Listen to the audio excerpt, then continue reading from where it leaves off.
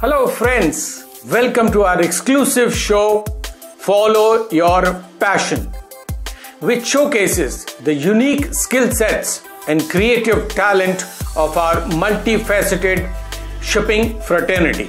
Today, we shine the spotlight on a gentle and soulful personality following his passion.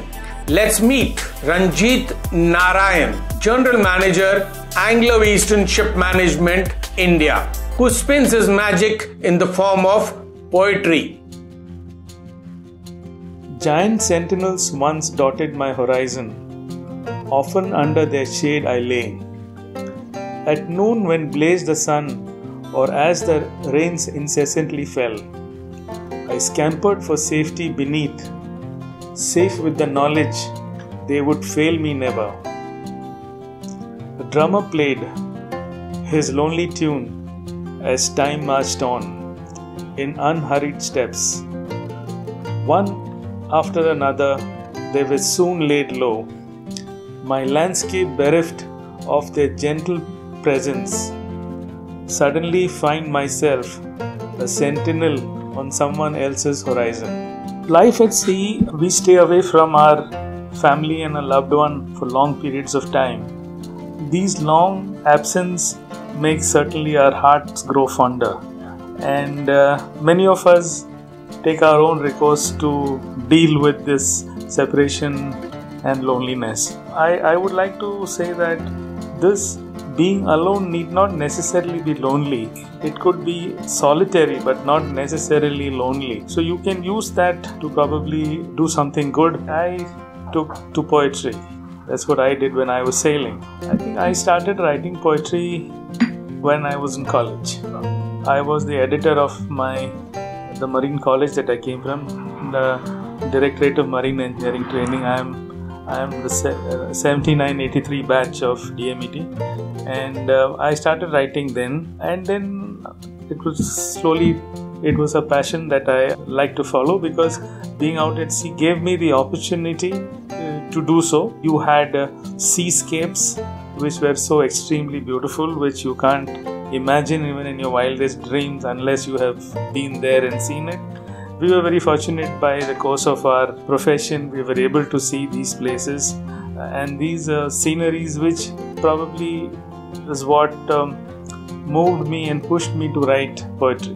My poetry, the genre that I follow is not, I don't think I would be writing poetry if I was happy. I like to write, most of my poems are about solitude, of my solitude, of being away from the ones who are closest to your heart. It could be at different stages of my life, who later on went on to become my wife, and then my family, my children, and then of course a lot of nuances of life which we go through at different periods. We write about that, but most of the time it always had a melancholic touch to it. Poetry for me is a door to the soul of the person who writes it. You bare your soul to the world.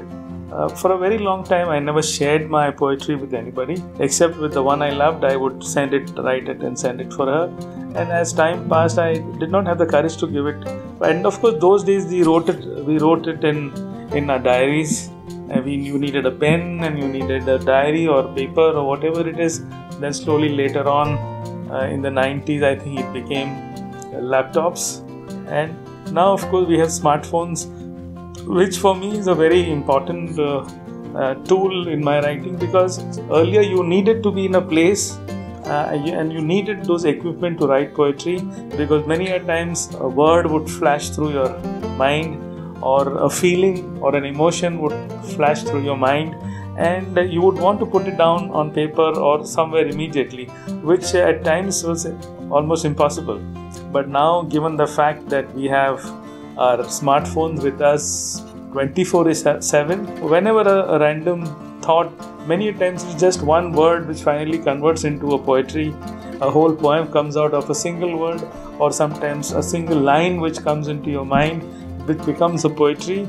And having a smartphone has really helped me in that, so which made me write more often and more prolifically. I always, like I said earlier, it is a lot of sadness and a pathos in my.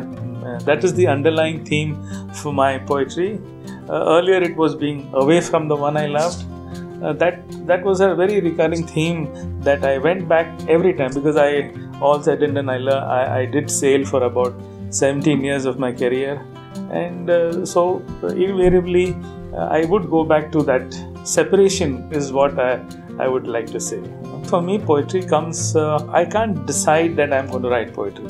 Poetry is a very personal journey.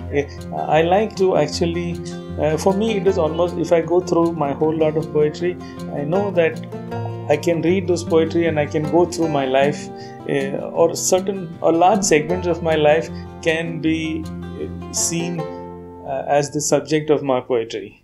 So I don't really think, as far as I am concerned, you do have different types of poetry. You have revolutionary poetry, you have all those kind of poets who want and wish to make a change in society. I am not one of those. For me, poetry is a very personal expression of my deep down feeling. We have an in-house magazine called Homeward Bound, and you should see the inputs that we get every other day sent. But fortunately, nowadays you have electronic means of communication, which was not there earlier when we were sailing. The newer generation are writing really good stuff. I'm talking about the sailor part of it.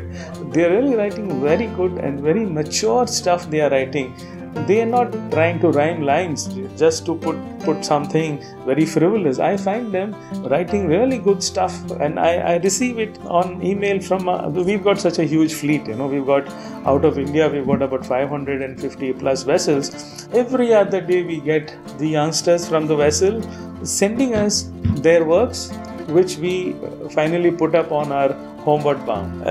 The thing is, I really don't know if poetry can be a career.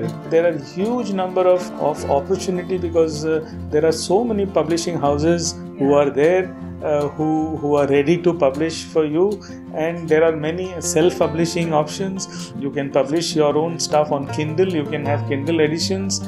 You have so many options available now. If you know those options, you should go and explore those. I think the youngsters these days have a better understanding and knowledge of these avenues, which were never there for us, and we never knew such. Even now, I'm learning, I really don't know what are the options available, but I know for sure that these are the little electronic options which are available still for the youngsters.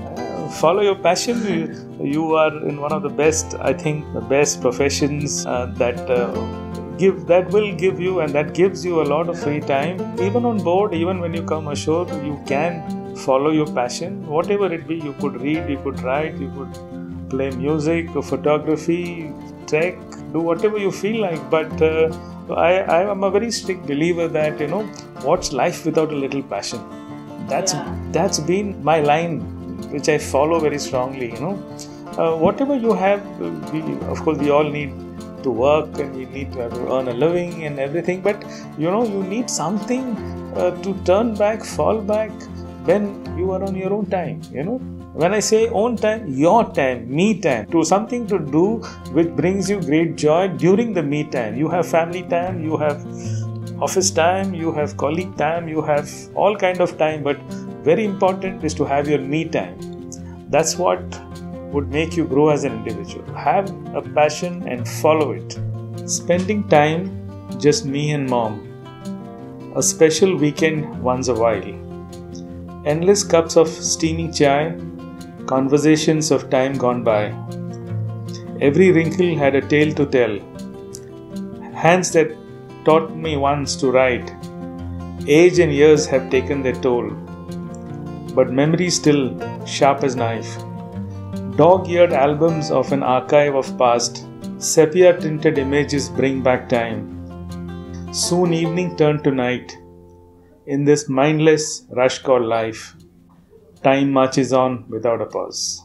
The tethered frigate rose and fell in the wake of a passing ship. The tide was rising with a setting sun. Longshoremen cast away the ropes, waving goodbyes to the crew on deck. Foghorn blew in 3 short bursts. A plume of dark smoke bellowed out. Propeller churning the icy waters. Jetty lights reflected upon sea foam. Slowly as the vessel pulled away, the city lights grew distant and dim, like memories from another day. Heading out into the pitch-dark sea, with just the dazzling Venus hanging low upon the western sky, a solitary albatross gently glides, flirting with the crested waves. The frigate left its frothy wake to wash upon some distant shore. Thank you.